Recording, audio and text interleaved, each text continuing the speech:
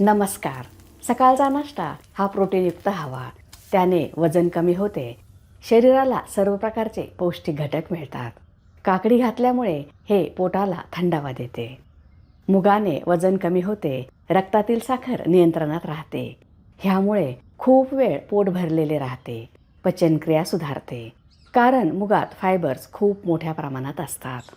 त्यासाठी अर्धा कप हिरवे मूग, अर्धा कप तांदूळ 2-3 पाण्याने स्वच्छ धुवून घेऊया. हिरव्या मुगामुळे त्वचा चमकदार होते. हे पचायलाही हलके आहेत. हाय प्रोटीन रिच असल्यामुळे नाश्त्यासाठी उत्तम पर्याय आहे. हे स्वच्छ धुतले आहे. ह्यात भरपूर पाणी ओतून रात्रभर झाकून ठेवूया. दुसऱ्या दिवशी सकाळी मूग व तांदूळ कसे भिजले ते बघूया. रात्रभर भिजवल्यामुळे हे छान भिजले आहे. मिक्सरच्या भांड्यात भिजवलेले मूग व तांदूळ हे मिश्रण आपण फर्मेंट करणार नाही. इनो, सोडा, दही वापरणार नाही. अर्ध्या काकडीच्या फोडी. ह्यात पाणी भरपूर प्रमाणात असते, त्यामुळे हे आपण वापरले आहे. सध्या उन्हाचा तडाखा खूपच वाढला आहे. काकडीमुळे पोटाला थंडावा मिळेल. कांदा 1, अर्धा इंच आल्याचे तुकडे, लसूण 8 ते 10 पाकळ्या, हिरव्या मिरच्या 2, कढीपत्त्याची 3 ते 4 पाने, अर्धा कप पाणी. बारीक वाटून घेऊया. वाटलेले साहित्य एका बोलमध्ये ओतले आहे.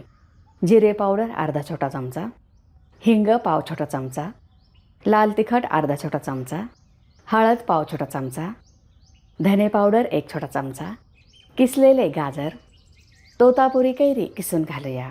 सध्या कैरीचा सीझन असल्यामुळे कैरी घातली आहे.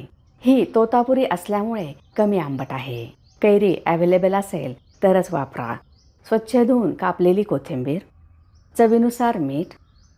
हे सर्व व्यवस्थित मिक्स करूया. किसलेले गाजर, काकडी व कैरी घातल्यामुळे डोसा अजूनच पौष्टिक झाला आहे. चव छान येते. लहान मुले भाज्या खात नाहीत, तर अशा भाज्या वापरल्या तर तेही आवडीने खातील. मिश्रण असे होण्यासाठी तुम्हाला अजून पाणी मिक्स करावे वाटले तर नक्की करा. मिक्स झाले आहे. मिश्रण एवढे पातळ ठेवले आहे. नॉनस्टिक तव्यावर थोडेसे तेल. हा डोसा बनवायला वेळ खूपच कमी लागतो. तेल तापल्यावर मिश्रण प्रत्येक वेळी तळापासून हलवून घ्यावे. सुरुवातीला मिश्रण कडेने सोडले आहे, नंतर मध्ये सोडले आहे. मिश्रणात अजून थोडेसे पाणी मिसळून एवढे पातळ केले आहे. गॅसची फ्लेम मिडियम आहे. वरची बाजू सुकली आहे. त्यावर तेल लावूया. तुम्हाला तूप आवडत असेल तर तूप वापरा. सकाळच्या घाईत नाश्त्याला, टिफिनला काय करावे की जे पौष्टिक असेलच, तसेच सर्वजण आवडीने खातील असा विचार मनात येतो. तेव्हा हा असा मुगाचा जाळीदार डोसा नक्की बनवा. तुम्ही चॅनलला सबस्क्राईब केले नसेल तर सबस्क्राईब करा. बेल आयकॉनवर क्लिक करा. त्यामुळे तुम्हाला नवीन रेसिपीचे नोटिफिकेशन्स मिळतील. व्हिडिओ आवडल्यास लाईक करायला विसरू नका. अशा पद्धतीने तवा फिरवून डोसा व्यवस्थित भाजून घेतला आहे. कडा सोडवून घेऊया. आता दुसऱ्या बाजूने उलटूया. दोन्ही बाजूंनी भाजून घेऊया. ह्याबरोबर दही, नारळाची चटणी किंवा घरात जी चटणी असेल त्याबरोबर खाऊ शकता. डोसा दोन्ही बाजूंनी खमंग भाजला आहे.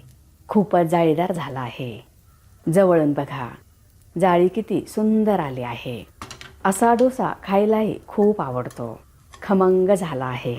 हा डोसा न्यूट्रिशियस आहे, तसेच चवीलाही छान होतो. रवा, सोडा, इनो किंवा दही कशाचाही वापर न करता डोसा बनवला आहे. तरी ही जाळी खूपच छान आली आहे. हा डोसा डाएट करणाऱ्यांसाठीही उत्तम आहे. तसेच डायबिटीज असेल तेही खाऊ शकता. तयार आहे हाय प्रोटीन रिच युक्त जाळीदार मुगाचा डोसा. तुम्हाला जर माझा व्हिडिओ आवडला असेल तर लाईक करा, शेअर करा, सबस्क्राईब करा. बघत रहा शांभवीज किचन. धन्यवाद.